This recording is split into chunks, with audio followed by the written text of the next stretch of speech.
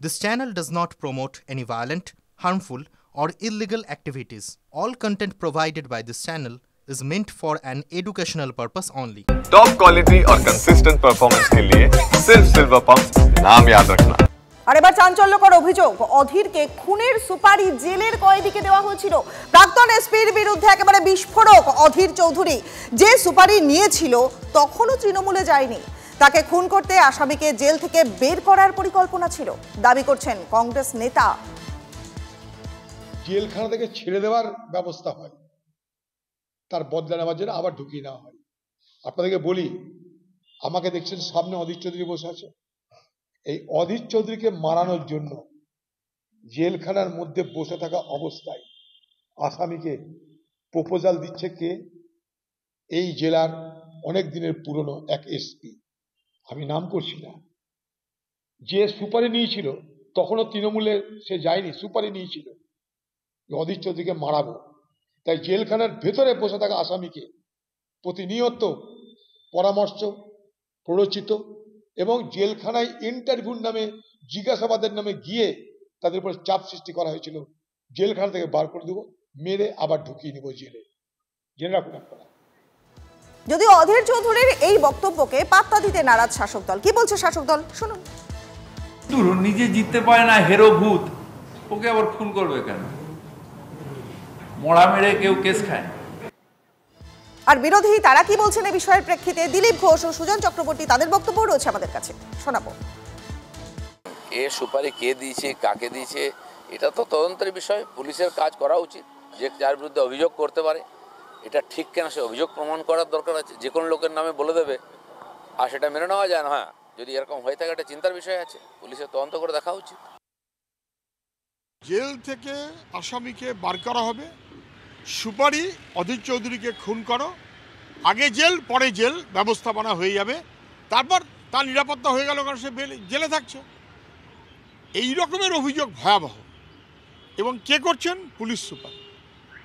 Police মন্ত্রীর অবিলম্বে উচিত গুরুত্ব দিয়ে দেখা এবং আপাতত বহু লোককে তো ওনার পছন্দ না হলেই সরিয়ে রাখেন, ওয়েটিংয়ে পাঠিয়ে দেন। সুপারকে অবিলম্বে কাছ থেকে সরিয়ে দেওয়া উচিত। আর এবার মালদার খবরেও নজর রাখতে হবে। মালদায় দুষ্কৃতী দৌরাত্ম্য, নিরাপত্তাহীনতায় ভুগছেন তৃণমূলের বিধায়ক সাবিত্রী মিত্র।